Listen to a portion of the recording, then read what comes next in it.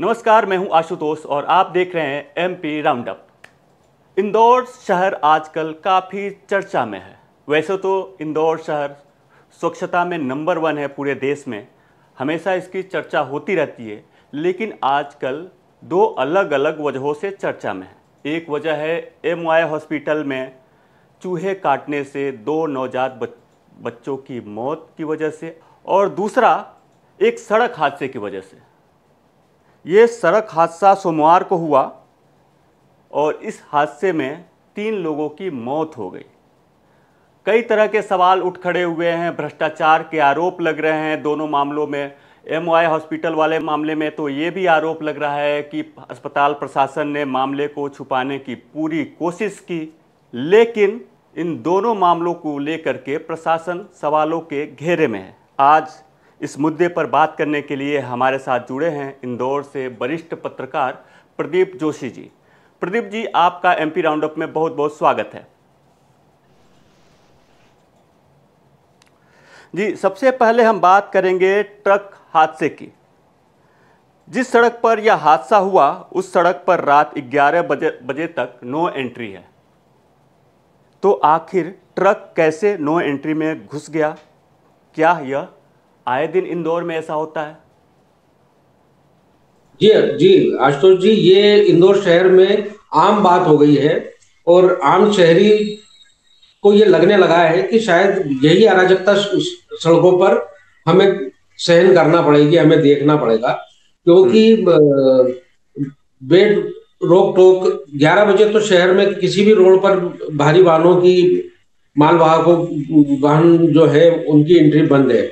पर इंदौर शहर के हर सड़क के ऊपर बेधड़क, वो दिन हो रात हो शाम हो, भारी वाहन जो है वो एंट्री कर जाते हैं और आए दिन लोग जो है वो सड़क हादसों का शिकार बन जाते हैं। तो ये जो हादसा बताया जा रहा है कि उस रूट पे 6 पुलिस चौकियां थी, लेकिन किसी ने भी कहीं पे भी उस ट्रक को रोकने की कोशिश नहीं की गई। आखिर इसके पीछे वजह क्या है? अब जिस रोड पर यह हादसा हुआ है उसे इंदौर शहर का VVIP मार्ग माना जाता है, क्योंकि वो एयरपोर्ट का रोड है। वहां पर एयरपोर्ट थाना है, थाने से लेके बड़े गणपति तक काफी क्राउड रहता है, सड़क पर बहुत सघन यातायात रहता है। एक ट्रक बेतहाशा रूप से दौड़ता हुआ आता है और आम लोगों को लील लेता, उनकी जान ले लेता है। कई वाहनों को रोक दिया, कई लोगों, बेगुनाह लोगों को अपना शिकार बना लिया। आखिर इन लोगों का क्या कसूर था?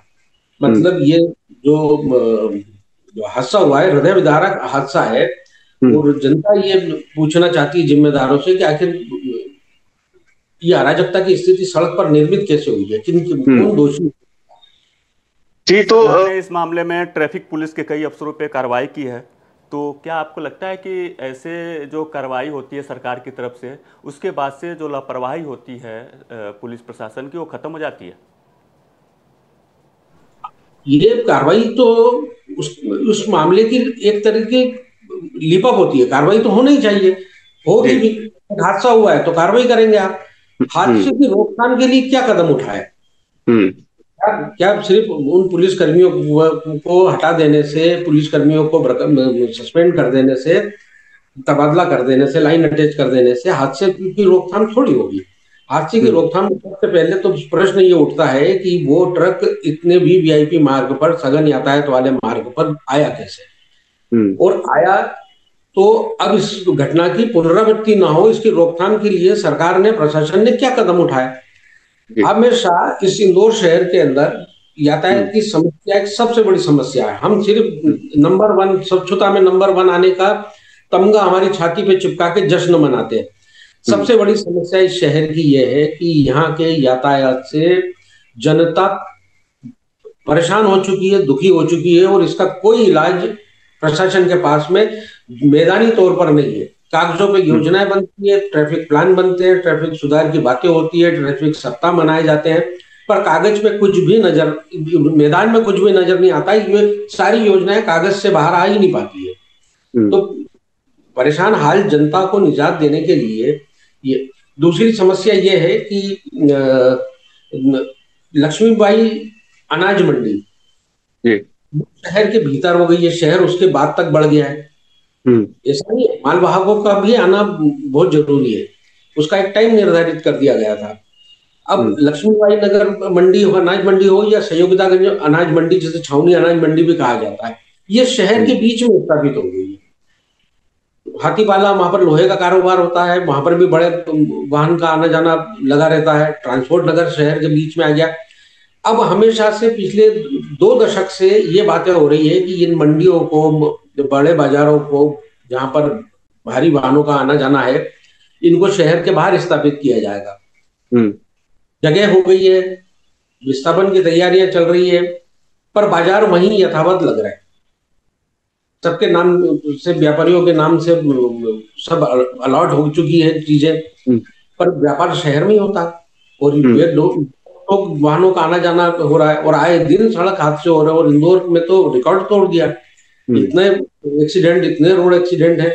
ट्रैफिक का अमला सड़क पे नजर नहीं आता है, आता है तो खुलेआम। आज ही एक अखबार के एक रिपोर्टर ने स्टिंग करके बता दिया कि कल हादसा हुआ, परसों हादसा हुआ था, कल के दिन एक ट्रैफिक का सुबेदार 1500 रुपए लेके एंट्री करवा रहा था गाड़ी। जी, तो मैं चाहूंगा, आप एमपी के वरिष्ठ पत्रकार हैं, इंदौर आपकी कर्मभूमि है।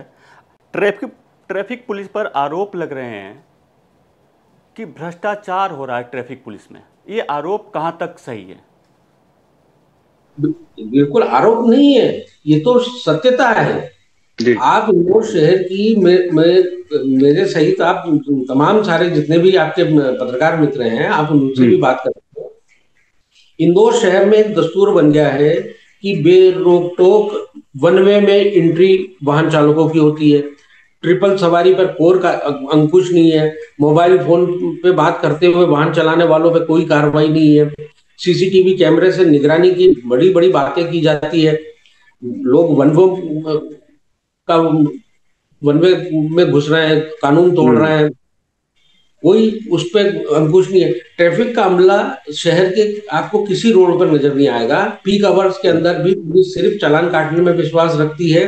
रात हो जाती है तो बैरिकेडिंग करके ड्रिंक एंड ड्राइव का केस उनको बनाना उनको ज्यादा सुलभ लगता है, क्योंकि वो सीधी मोटी रकम का चालान है, तो छोड़ने में राशि भी अच्छी तगड़ी राशि मिलती है उनको। तो ये तो आरोप, बड़ा आरोप लगा रहे हैं। बिल्कुल निश्चित रूप से वो ट्रैफिक पुलिस जो है वो अपना काम ईमानदारी से नहीं करती। चलिए अब बात करते हैं एमवाय अस्पताल की, जहां पे चूहा कांड हुआ। चूहा के काटने की वजह से आरोप लगा कि चूहा काटने की वजह से 2 बच्चों की मौत हो गई। इस मामले को हाईकोर्ट ने संज्ञान में लिया, सरकार से जवाब मांगा। सरकार ने जो जवाब पेश किया उसमें ये कहा गया कि ये मौत जो बच्चों की हुई थी, ये चूहों के काटने से नहीं हुई थी, बल्कि उन बच्चों के अंग ही विकसित नहीं हुए थे, जिसकी वजह से उनकी मौत हो गई। तो क्या इस मामले में सरकार और प्रशासन की तरफ से कुछ छुपाने की कोशिश की जा रही है? सरकार की जो रिपोर्ट है वो अपनी जगह पर सत्य भी हो सकती है, पर यह भी एक शाश्वत सत्य है कि एमवाय हॉस्पिटल सहित तमाम जितनी भी सरकारी इमारतें, बिल्डिंगे हैं, वो सब यहाँ चूहों का आतंक का शिकार है। खुलेआम वहां पर चूहे की सब आवाजाही, चूहों का आतंक देखा जा सकता है। और ये कोई पहली घटना नहीं है, इसके पहले भी कई मरीजों के अंग जो है वो चूहों ने कुतरे हैं। और कई बार वहां पर जो वो एमवाय प्रशासन भी दावा करता है कि हमने कोई आउटसोर्सिंग के ऊपर कंपनी दी हुई है। आशुतोष जी, दरअसल क्या है कि जो काम यथार्थ में होना चाहिए वो इंदौर शहर में कभी होते, जैसा कि अभी सड़क हादसे के संबंध में मैंने बताया। काफी पहले जब एस.आर. मोहंती साहब यहाँ पर इंदौर के कलेक्टर हुए थे, तब गुजरात में सूरत में प्लेग फैल गया था। तब उन्होंने इनिशिएटिव लेते हुए एमवाय हॉस्पिटल के अंदर ऑपरेशन प्लेग के नाम से एक अभियान चलाया था। पेस्ट कंट्रोल की बड़ी कंपनियों को बुला के, और यहाँ पर बहुत सघन तरीके से ऑपरेशन चला और पेस्ट कंट्रोल हुआ था। हजारों की तादाद में चूहे मारे गए। उसके बाद से आज तक करीब वो 25 साल हो गए होंगे उस बात को।